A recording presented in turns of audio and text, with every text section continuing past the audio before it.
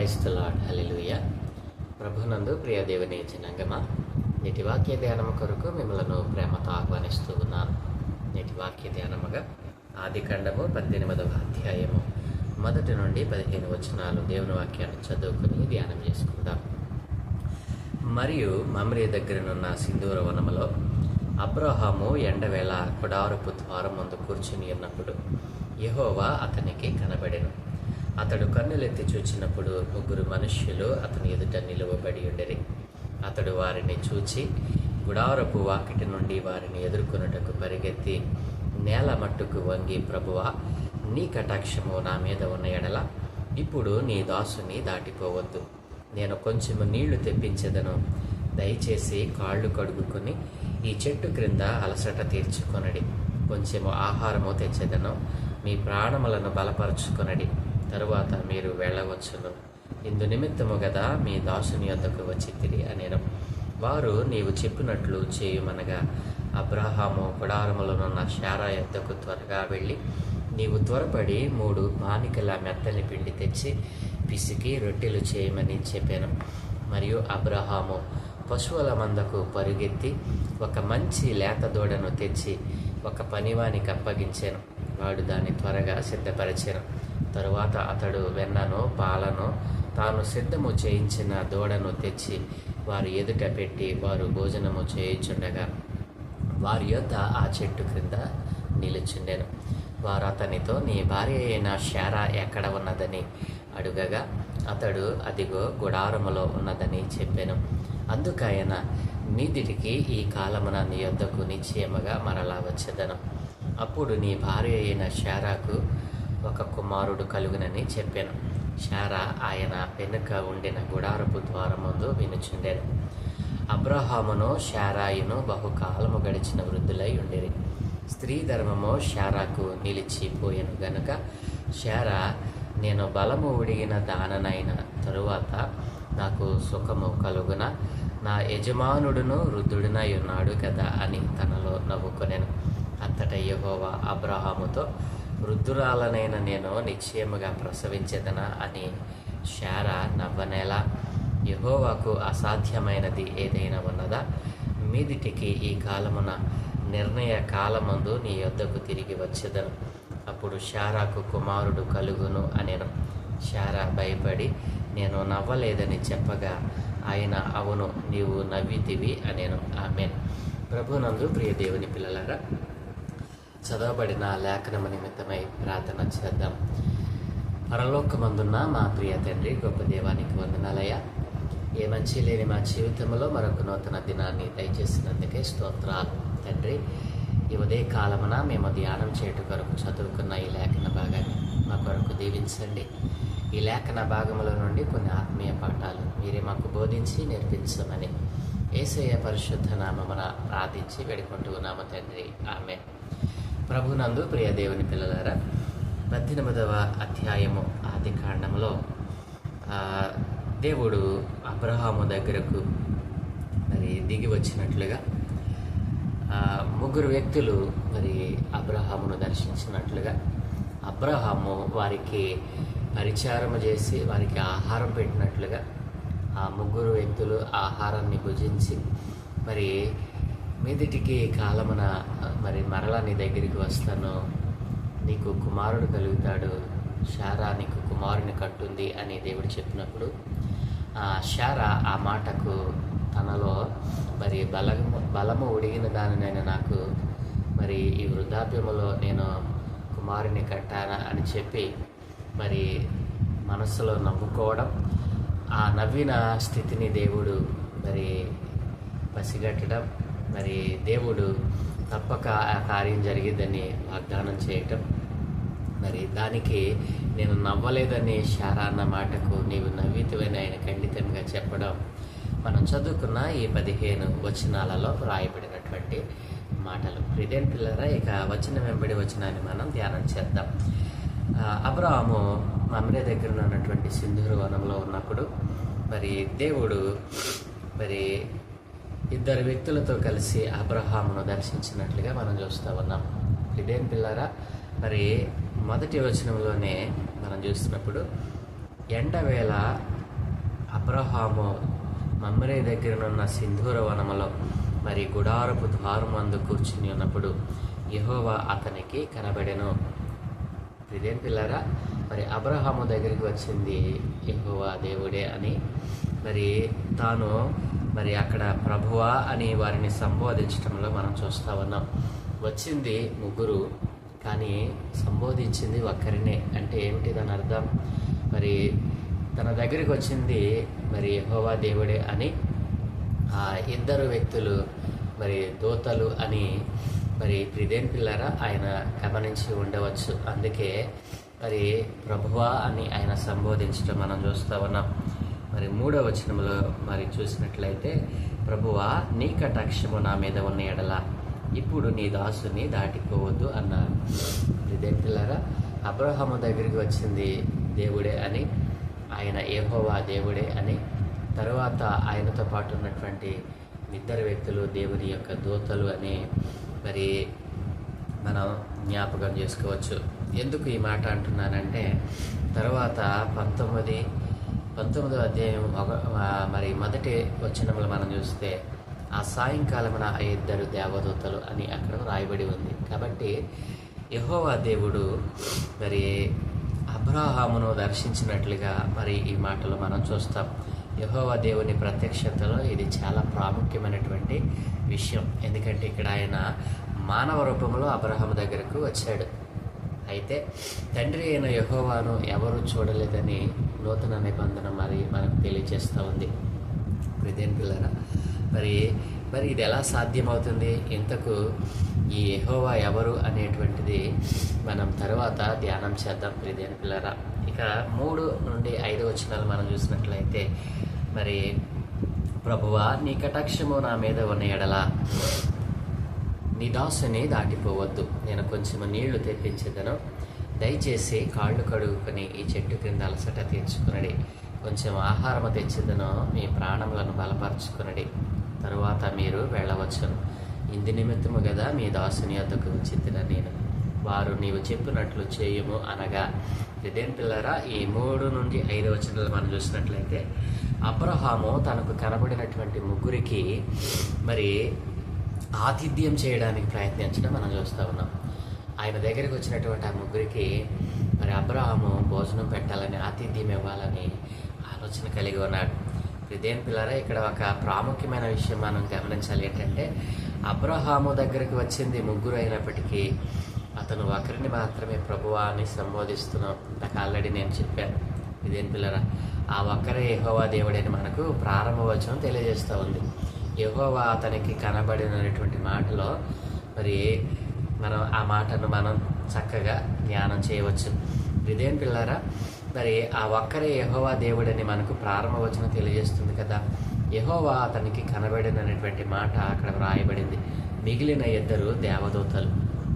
ఇందాక నేను చెప్పినట్లుగా 19వ అధ్యాయం 1వ వచనంలో మరి ఆ ఇద్దరు దేవదూతలు అనేటువంటి మాటను బట్టి మనం ఇక్కడ చెప్పవచ్చు. మరి యెహోవా దేవుడు మరి ఇద్దరు దేవదూతలు అబ్రహాము దగ్గరికి వచ్చినట్లుగా మనం ఇక్కడ మరి జ్ఞాపకం చేసుకోవచ్చు. చాలామంది కొందరు ఏమంటారంటే, ఆ అబ్రహాము దగ్గరికి వచ్చినటువంటి ఆ ముగ్గురు వ్యక్తులు మరి తండ్రి, కుమార, పరిశుద్ధాత్మ అని మరి అపార్థం చేసుకుంటూ ఉంటారు. ఆ కారణంగా ముందే మరి మనం జ్ఞాపకం చేసుకున్నట్లుగా మరి దేవుడు, యెహోవా దేవుడు అతనికి కనబడినటువంటి మాట మనం మొదటి వచనంలో చూసాం. మరి ఇక్కడ 19వ అధ్యాయం మరి మొదటి వచనంలో మనం చూస్తే ఆ ఇద్దరు దేవదూతలు అనేటువంటి మాట మనం చూస్తున్నాం. ఆ కారణాన్ని బట్టే మరి అబ్రహాము దగ్గరికి వచ్చింది తండ్రి, కుమార, పరిశుద్ధాత్మ కాదు అని మరి యెహోవా దేవుడే మానవ రూపంలో మరి ఆ అబ్రహామును దర్శించాడు. ఆ ఇద్దరు వ్యక్తులు దేవదూతలు అని చెప్పి మరి లేఖనం బట్టి మనం అర్థం చేసుకోవచ్చును. ఇదేం పిల్లారా, 6 నుంచి 8 వచనాలు మనం చూసినట్లయితే, అబ్రహాము గుడారంలో ఉన్న శారు యొద్దకు త్వరగా వెళ్ళి, నీవు త్వరపడి 3 మానికల మెత్తని పిండి తెచ్చి పిసికి రొట్టెలు చేయమని చెప్పాను. మరియు అబ్రహాము పశువుల మందకు పరిగెత్తి ఒక మంచి లేత దూడను తెచ్చి ఒక పనివానికి అప్పగించిన. వాడు దాన్ని త్వరగా సిద్ధపరిచాను. తరువాత అతడు వెన్నను, పాలను, తాను సిద్ధము చేయించిన దూడను తెచ్చి వారు ఎదుట పెట్టి వారు భోజనము చేయుచుండగా వారి యొద్ద ఆ చెట్టు క్రింద నిలుచుండెను. ఈ వచనాల్లో మనం చూసినట్లయితే అబ్రహాము యెహోవాకు దేవదూతలకు ఆతిథ్యం చేయడం మనం చూస్తూ ఉన్నాం. ఈ సంఘటనపై కొందరు దేవుడు ఆహారం తిని దానిని ఆరగించుకోవడానికి వారికి జీర్ణాశయం లేదు కదా, వారు అబ్రహామునకు ఆ ఆహారాన్ని తింటున్నట్టుగా కనిపించారే తప్ప నిజానికి తినలేదని అభిప్రాయపడుతూ ఉంటారు. ఇదేం పిల్లారా, అబ్రహాము దగ్గరికి వచ్చింది మరి యెహోవా దేవుడు, ఇద్దరు దేవదూతలు. మరి మానవ ఆలోచన ప్రకారం దేవుడు అని ఆయనకి జీర్ణాశయం ఉండదని, వారు మానవ ఆహారం తినరని, ఇట్లా రకరకాలైన తర్కాలు చేస్తూ ఉంటారు. ఇదేం పిల్లారా, మరి అబ్రహాము దగ్గరికి వచ్చింది మరి ఎవరు? యెహోవా దేవుడు, ఇద్దరు దేవదూతలు. మరి ఇదేం పిల్లల లేఖనాలు స్పష్టంగా చెబుతున్న విషయానికి మరి చాలామంది చాలా సహజమైన తర్కాలు ఉపయోగించి మరేదో చెప్పాలని, కొత్తగా చెప్పాలని మరి కొన్నిటిని కల్పించి వాటిని వివరించడం మనం చూస్తూ ఉంటాం. అది సరైన పద్ధతి కాదు అని బైబిల్ పరంగా మనం అర్థం చేసుకోవాలి. ఇదేం పిల్లారా, ఇక్కడ దేవుడు దేవదూతలు మానవ రూపాన్ని ధరించుకుని అబ్రహాము ఇంటికి వచ్చినప్పుడు వారు మానవుల వలె ఆహారాన్ని భుజించినప్పటికీ అందులో మనకు ఎలాంటి అభ్యంతరం లేదు. దీంట్లో తర్కించవలసిందేముంది? మరి దేవదూతలకు జీర్ణాశయం ఉంటుందా? మరి దేవదూతలకు దాహమేస్తుందా? ఇట్లాంటి తర్కాలు మరి అది అసందర్భమైనవి, మరి అవి అనవసరమైనటువంటి తర్కాలే తప్ప వాక్యములో రాయబడినటువంటి దానిని ఆత్మానుసారంగా మనం అర్థం చేసుకోవాలి. దేవుని మనసుతో మనం దానిని ధ్యానించాలి. ఇదేం పిల్లారా, ఇక మరి ఈ వచనాలలో మనం చూస్తే మరి ఏదైతే మరి నేను పెడతానన్నాడో దానిని మరి వారికి తీసుకుని రావడం, వారు దానిని భుజిస్తూ ఉన్నప్పుడు వారి దగ్గర ఆయన ఆ చెట్టు కింద నిలుచుని ఉండటం మనం చూస్తూ ఉన్నాం. ఇక 9 నుండి 10 వచనాలు మనం చూస్తే వారు అతనితో అంటున్నారు కదా, నీ భార్య అయిన శారా ఎక్కడ ఉన్నదని అడుగగా అతడు అదిగో గుడారములో ఉన్నదని చెప్పాను. అందుకు ఆయన మీదిటికి ఈ కాలమున నీ యొద్దకు నిశ్చయముగా మరలా వచ్చేదను. అప్పుడు నీ భార్య అయిన శారాకు ఒక కుమారుడు కలుగునని చెప్పాను. శారా ఆయన వెనుక ఉండిన గుడారపు ద్వారమందు వినుచుండెను. ఇదే పిల్లలారా, ఈ వచనాలలో యెహోవా దేవుడు అబ్రహాముతో మరలా ఇదే సమయానికి నీ దగ్గరికి వస్తానని, అప్పటికి నీకు కుమారుడు జన్మిస్తాడని వాగ్దానం చేయడం మనం చూస్తాం. ఈ విధంగా ఎవరు మాట్లాడారో, తన యొద్దకు వచ్చింది ఎవరో అబ్రహాము ఖచ్చితంగా తెలుసు. అందుకే మొదటే ఆయనను ప్రభువా అని సంబోధించాడు. మరి సాక్షాత్తు యెహోవా దేవుడని అబ్రహాము ఎరిగి ఉన్నాడు.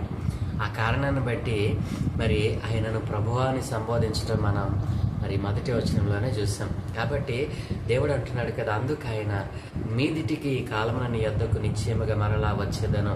ఈ మాటలు మనం గమనించినట్లయితే వాస్తవానికి ఇస్సాకు జన్మించాక ఆయన మరలా వచ్చినట్లు మనము ఎక్కడ చదవము. ఇదేం పిల్లరా, కాబట్టి ఆ మాటలు ఆయన వాగ్దాన నెరవేర్పును సూచిస్తూ ఉన్నాయి. దేవుడు ఏమన్నాడు? నీ గర్భవాసమున పుట్టబోవాడే నీకు వారసుడవుతాడని 15వ అధ్యాయంలో మరి దేవుడు ప్రత్యక్షమై అబ్రహాముతో మాట్లాడినట్లుగా మనం చూసాం. ఇదేం పిల్లరా, ఆ కారణాన్ని బట్టి ఆ వాగ్దానాన్ని మరలా దేవుడు జ్ఞాపకం చేస్తూ మీదిటికి మరలాని ఈ కాలం నీ యొద్దకు వస్తానన్నాడు. కానీ వాస్తవంగా ఇస్సాకు పుట్టిన తర్వాత దేవుడు మరి అబ్రహాం దగ్గరికి వచ్చాడా అని అంటే అది వ్రాయబడలేదు. ఇదేం పిల్లరా, కాబట్టి ఆయన ఈ మాటలు ఎందుకు చెప్తా ఉన్నాడు? ఆయన వాగ్దాన నెరవేర్పును ఆయన సూచిస్తూ ఈ మాట చెప్పినట్లుగా మనం గ్రహించాలి. అందుకే ఆ వాగ్దాన నెరవేర్పు సమయంలో యెహోవా తాను చెప్పిన ప్రకారము శారాను దర్శించెను, యెహోవా తాను ఇచ్చిన మాట చొప్పున శారాన్ని గురించి చేసెను అని 21వ అధ్యాయం 1వ వచనంలో మరి దేవుడు వ్రాయించాడు. ఇదేం పిల్లరా, ఒక్క మాటలో చెప్పాలంటే మరో సంవత్సరంలో నేను నీకు వాగ్దానం చేసిన కుమారుడు జన్మిస్తాడని ఆ మాటల యొక్క భావంగా మనం ఇక్కడ అర్థం చేసుకోవచ్చు. అప్పుడు నీ భార్య అయిన శారాకు ఒక కుమారుడు కలుగును అని ఆ భావం అక్కడే స్పష్టంగా మనకు తెలుస్తూ ఉంది. ఇదేం పిల్లారా, మరి దేవుడు తన వాగ్దానాన్ని మరి జ్ఞాపకం చేయటం, మరి 9, 10 వచనాల్లో మనం చూస్తా ఉన్నాం. ఇక 11, 12 వచనాల్లో మనం చూసినట్లయితే అబ్రహామును శారాయును బహుకాలము గడిచిన వృద్ధులై ఉండిరి. స్త్రీ ధర్మము మరి ఉడిగిన దాననైన తరువాత నాకు సుఖము కలుగున, నా యజమానుడును వృద్ధుడై ఉన్నాడు కదా అని తనలో నవ్వుకొనెను. ఇక్కడ మరి 11, 12 వచనాల్లో మరి వారు మరి బహు వృద్ధులుగా ఉన్నారు. అప్పటికే మరి అబ్రహాముకు 99 సంవత్సరాలు, మరి శారాకు 90 సంవత్సరాలు. మరి ఈ వచనాల్లో మనం చూసినట్లయితే శారా తన శారీరక పరిస్థితిని తలుచుకుని నవ్వుకున్నట్లుగా మరి మనం ఇక్కడ చూస్తూ ఉన్నాం. మరి మనం ఉన్నటువంటి పరిస్థితులు దేవుని వాగ్దానాన్ని కూడా నమ్మకుండా చేస్తూ ఉంటాయి. ఒక్కోసారి మనం ఉన్నటువంటి పరిస్థితులు దేవుడిచ్చినటువంటి వాగ్దానాన్ని విస్మరించేటట్లు చేస్తూ ఉంటాయి.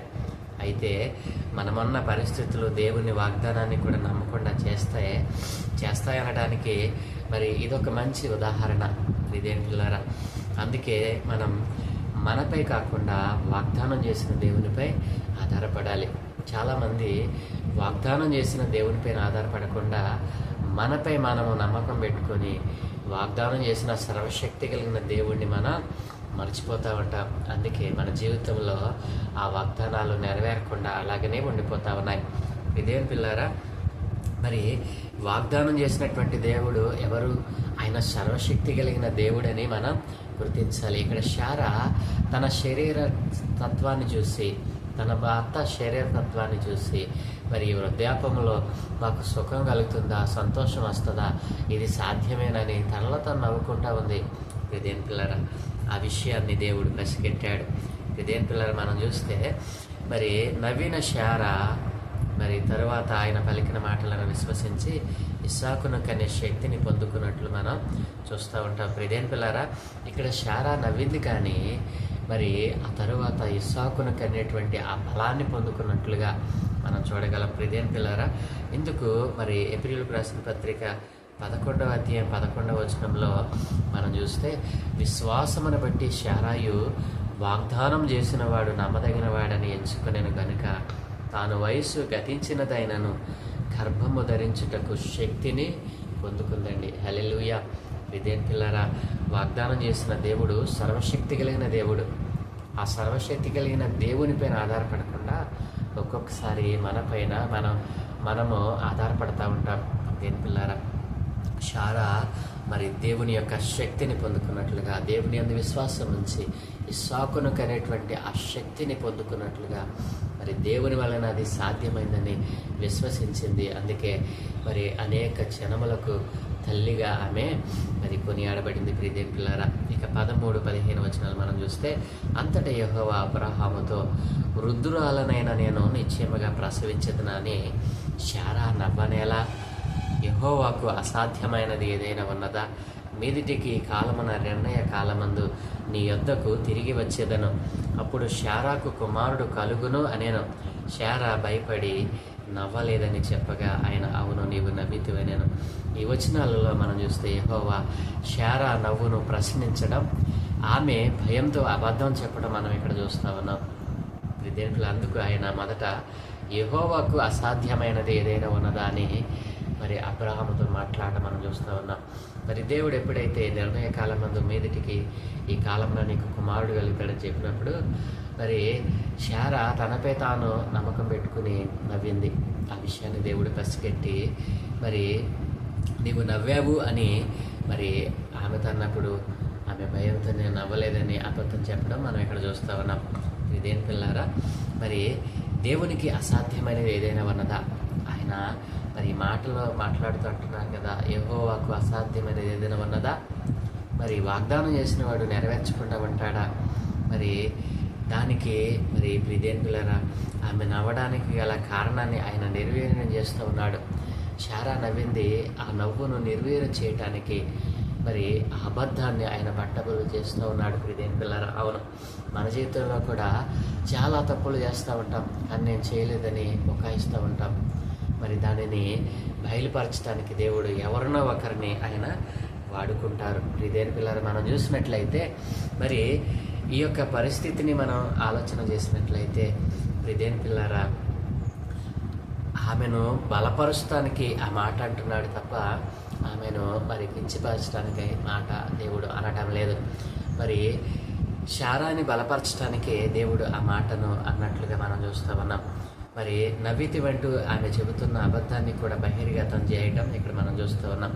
ఇక్కడ ఆయనను బలపరిచే దేవునిగాను, పాపాన్ని సహించకుండా బహిర్గతం చేసే దేవునిగా ఇక్కడ దేవుడు మనకు కనబడుతూ ఉన్నాడు. అవును, మనం ఎన్నో పాపాలు చేస్తూ ఉంటాం, దోషాలు చేస్తూ ఉంటాం. అయితే దానిని ఒప్పుకొనక కప్పుకుంటా ఉన్నాం. దేవునికి అసాధ్యమైనది ఏదీ లేదు అని మనం ఎరిగి కూడా ఆ సర్వశక్తి కలిగిన దేవుని మీద ఆధారపడం. అందుకే ఇక్కడ దేవుని పిల్లరా దేవుడు మరి ఖచ్చితంగా చెప్తున్నాడు. మరి శారా ఏమంటుంది? భయపడి నేను నవ్వలేదంటుంది. కానీ ఆయన నీవు నవ్వితివి అన్నాడు. అవును, మనలో ఏ విధమైనటువంటి పాపము, అబద్ధము, మరి మోసము మనలో ఉండకుండా దానిని బహిర్గతం చేస్తాడు. మనుషులు దానిని బహిర్గతం చేయలేరు. దేవుని పిల్లరా, దేవుడే దానిని బహిర్గతం చేయాలి. కాబట్టి దేవునికి అసాధ్యమైనది ఏదీ లేదని, మరి ఆయన మాట ఇస్తే తప్పక నెరవేరుస్తాడని, అది తప్పక ఆయన నెరవేర్చగలగటానికి అధికారం కలిగిన వాడని, సర్వశక్తి కలిగిన దేవుడని, నీవు నమ్మిన దేవుడు అంత పరిశుద్ధుడని, దాన్ని చేయటానికి అధికారం కలిగిన వాడని నమ్మక ఈ దినాన శారా వల్ల అనేక మంది భయపడతా ఉన్నారు. ఆ భయంలో నుండి అబద్ధాలు మాట్లాడుతూ ఉన్నారు. నవ్వలేదంటే దేవుడు సహించలేదండి. నువ్వు నవ్వావు అని ఖచ్చితంగా చెప్తా ఉన్నాడు. అవును, నీవు పాపం చేస్తే నేను పాపం చేశానని ఆయన కాళ్ళు పట్టుకుని అడిగితే ఆయన క్షమిస్తాడు. పాపం చేసి నేను చేయలేదని బుకాయిస్తే మరి జాగ్రత్త, దేవుడు మక్తబేలు చేస్తాడు. కాబట్టి నా ప్రియ దేవుని పిల్లలారా, ఈ 15 వచనాలలో మరి దేవుడు అబ్రహామును దర్శించటం, మరి వాగ్దానం చేయటం, మీదిటికి కాలమని కుమారుడు పుడతాడని వాగ్దానం చేయటం దేవుని పిల్లరా మనం చూస్తూ ఉంటాం. ఈ 15 వచనాల్లో మనం నేర్చుకోవాల్సినటువంటి పాఠం ఏంటంటే, తన దగ్గరికి వచ్చిన దేవునికి ఆతిథ్యం ఇవ్వటానికి అబ్రహాము తన యొక్క సంసిద్ధతను తెలియచేశాడు. ఇంటికి వచ్చిన వారికి ఆతిథ్యం ఇవ్వాలి. మరి తన దగ్గరికి వచ్చింది ప్రభువే అని గుర్తించగలిగాడు. తన దగ్గరికి వచ్చింది ఆత్మీయులని, మరి పరిశుద్ధులైన వారని, వారు దేవుని సంబంధులు అని మరి గుర్తించగలిగాడు. మరి దేవునికి ఆతిథ్యం ఇచ్చినటువంటి కుటుంబంగా అబ్రహాము మారిపోయాడు. అంటే ఇక్కడ అర్థం చేసుకోవాల్సింది ఏంటంటే, మరి మనము దేవునికి ఆతిథ్యం ఇచ్చేవారిగా మారాలి. మన కుటుంబము దేవునికే ఆతిథ్యం ఇచ్చేటట్లుగా మారాలి. అంటే దాని అర్థం, మరి దేవునికి ఆతిథ్యం ఎలా ఇవ్వగలమండి అని అంటామేమో. దేవుని పిల్లరా, దేవుని సన్నిధి నీ ఇంటిలో ఉంటే నీ ఇంటికి వచ్చినటువంటి ఆ దేవుని చేత అభిషేకించబడిన వారిని, అభిషక్తులైన వారిని నీవు వారిని ఆతిథ్యం ఇస్తావు, వారిని సరిగా చూసుకుంటావు. దేవుని పిల్లరా, దేవునికి ఆతిథ్యం ఇచ్చిన కుటుంబంగా ఇక్కడ కనపడతా ఉంది. దేవుని పిల్లరా, అబ్రహాము కుటుంబం ఎంత ఉన్నతమైనది కాకపోతే వారిని ఎన్నుకుంటాడు దేవుడు. అందుకే అబ్రహాము దేవుని నమ్మెను, అది ఆయన అతనికి నీతిగా ఎంచాడు. అనేక జనములకు తండ్రిగా, తల్లిగా అబ్రహాము, శారా కొనియాడబడుతూ ఉన్నారనంటే వారు విశ్వసించినటువంటి వారి నమ్మకత్వము, వారి భక్తి, వారి నీతి, వారు ఆ కాలంలో వారు జీవించినటువంటి వారి జీవితము, యథార్థత మనం చూసినట్లయితే దేవుని పిల్లరా, ఈ భోజనం చేసిన తర్వాత అబ్రహాంతో మరలా మాట్లాడడం, సుధమగమల నుంచి మాట్లాడడం, వారు వెళ్ళిపోయిన తర్వాత కూడా ఆయన అదే సన్నిధిలో ఆడి నిలుచున్న ఆ స్థలంలోనే, అంటే దేవుని సన్నిధిలోనే నిలుచున్నాడు. అంటే తాను నిలుచున్నటువంటి దేవుడు తన దగ్గరికి వచ్చినటువంటి ఆ ప్రదేశము దేవుని యొక్క సన్నిధిగా అబ్రహాం గుర్తించడం మనం చూస్తూ ఉన్నాం. దేవుని పిల్లరా, అవును, దేవుని సన్నిధి నిత్యము మన ఇంటిలో ఉండాలి. దేవుని సన్నిధిని మన ఇంటిలో స్థాపించాలి. అందుకే ఇంటిలో కుటుంబ ప్రార్థనను ప్రారంభించాలని అనేక సార్లు నేను మీకు చెప్తా వస్తా ఉన్నాను. కుటుంబ ప్రార్థన ప్రతి విధమైనటువంటి శోధనను జయిస్తుంది. మన కుటుంబంలో ఉన్నటువంటి మన పిల్లలు, మనకు కలిగిన యావత్తి మీద దేవుని కనుదృష్టి ఉండాలి అని అంటే మన ఇంటిలో కుటుంబ ప్రార్థన ఉండాలి. మన ఇంటికి వచ్చిన సేవకునికి ఆతిథ్యం ఇచ్చే కుటుంబంగా ఉండాలి. మన ఇంటికి వచ్చిన వారు పరిశుద్ధులు, వారు దైవ అభిషేకం కలిగిన వారని ఆ మనస్సు కలిగి ఉండాలి. దేవుని పిల్లరా, అబ్రహాము కుటుంబం దేవునికి ఆతిథ్యం ఇచ్చిన కుటుంబంగా ఇక్కడ కనబడతా ఉంది. తద్వారా దేవుని ఆశీర్వాదాన్ని, వాగ్దానాన్ని పొందుకున్న కుటుంబంగా కనబడతా ఉంది. మరి నీవెలా ఉన్నావు? చేసిన పాపాన్ని ఒప్పుకొనక అబద్ధమాడటానికి ప్రయత్నం చేసిన శారాను దేవుడు మరి బట్టబయలు చేశాడు. అవును, నా పాపాన్ని కూడా దేవుడు బట్టబయలు చేస్తాడు. దానికంటే ముందుగా నీవు చేసిన పాపాన్ని ఒప్పుకునేవారిగా మనం మారాలి. కాబట్టే మరి నువ్వు నవ్వలేదన్నటువంటి ఆ మాటకు దేవుడు బట్టబయలు చేస్తూ నువ్వు నవ్వావు అన్నాడు. దానికి భయపడింది, దేవునికి ఉభయింది, విశ్వాసం ఉంచింది. మరి ఇస్సాకును కనేటువంటి శక్తిని పొందుకుంది శారా. దీంట్లో అనేక మందికి తల్లిగా మార్చబడింది. ఇదేం పిల్లారా, ఈ రీతిగా అబ్రహాము కుటుంబం వల్లే మనము కూడా దేవుని యందు భయము, భక్తి, విశ్వాస్యతలో మరి పరిపూర్ణంగా మనము దేవునిపైన ఆధారపడాలి, దేవునిపై నమ్మకం ఉంచాలి. మరి నీతిని, యథార్థతను పొందుకోవాలి. అలాగున మన కుటుంబాలను దేవుడు దీవించునుగాక. మిగతా భాగంలో రేపు ధ్యానం చేద్దాం. కళ్ళు మూసుకొని ప్రార్థనలో ఏకీభవించండి. దయగలిగిన తండ్రి, కృప కలిగిన దేవా, ఘనమైన ఉన్నతమైన మనకి స్తోత్రాలయ్యా. అవును తండ్రి, తన దగ్గరికి వచ్చింది సాక్షాత్తు యెహోవా దేవుడే అని మరి అబ్రహాము గుర్తించగలిగాడు. అయ్యా ఇదిగో తండ్రి, మరి వచ్చినది ఎవరో గుర్తించగలిగినటువంటి ఆ మనస్సు అబ్రహాముకు ఎలా వచ్చిందో అయ్యా, ఇదిగో నీతో కలిసి నీ మాటకు విధేయత చూపి నీ మాట చొప్పున తన పరిస్థితులన్నిటిని విడిచిపెట్టి మరి తను చేస్తున్నటువంటి ఆ వ్యర్థమైన దానిని విడిచిపెట్టి అన్యునిగా ఉన్నటువంటి వ్యక్తి ధన్యుడిగా మారటానికి ఆయన్ని వెంచుకున్న వ్యక్తి ఎలా నీకు ఉభయ్యాడో అబ్రహాము కలిగి ఉన్న భక్తి, నీతి, విశ్వాస్యత ఈ దినాన ఆయన నీ పిల్లలైన వారు, రక్షింపబడిన వారిలో కొదువుతూ ఉంది. అయినా అట్లాంటి వారిని దర్శించండి. ఆ మొదటి స్థితిని వారు పొందుకునేటట్లుగా కృప చూపండి నాయన. అబ్రహాము ఆతిథ్యం ఇచ్చే మనస్సు, అబ్రహాము వచ్చిన వారు దేవుని స్వరూపులే, దేవుని సంబంధులని గుర్తించగలిగిన మనస్సు అబ్రహాము కలిగి ఉన్నాడు నాయన. అవును తండ్రి, భూమి మీద మేము జీవిస్తున్నప్పుడు అయా ఇదిగో నీ సన్నిధిని ఇంటిలో స్థాపించి నీ సన్నిధిలో నుండి అయా ఇదిగో తండ్రి అనేక వాగ్దానాలు పొందుకునే కుటుంబాలుగా ఇదిగో అనేక కుటుంబాలను మీరు మార్చమని అయ్యా వారు పొందుకున్న ఆశీర్వాదాలను అనేక మందికి సాక్ష్యాలుగా చెప్పే కుటుంబాలుగా తయారు చేయమని నీ సత్య స్వార్థ అందరికీ వినిపింపబడేటట్లుగా అయ్యా ఇదిగో తండ్రి లోపల పాపం ఉంచుకుని పాపము చేయలేదని దాచుకునే వారిగా కాకుండా శారా ఏ రీతిగా మరి తాను నవ్వలేదని మాట్లాడినప్పుడు మీరు బహిర్గతం చేశారు. అయ్యా పాపాన్ని కప్పుకొనక ఒప్పుకునే వారిగా ఈ రోజున అనేక మందిని నాయన మీరు ఒప్పింపు చేయమని, మీరు అక్కడ ఆలస్యమైతే ఇలా అనేక పర్యాయములు నీ లేఖనాలలో రాయబడిన అనేక ఆయన సత్యాలను ధ్యానం చేసే భాగ్యం నాకు మా అందరికీ దయచేయమని, ఈ దినం నేను చేయ పనులన్నింటినీ మీకు అనుదృష్టి నుంచి మీ దోతల కాపుతలను అనుగ్రహించి మీరే మహిమ పొందుకోమని యేసయ్య పరిశుద్ధ నామమున ప్రార్థించి వేడుకుంటూ ఉన్నాము తండ్రి. ఆమేన్, ఆమేన్, ఆమేన్.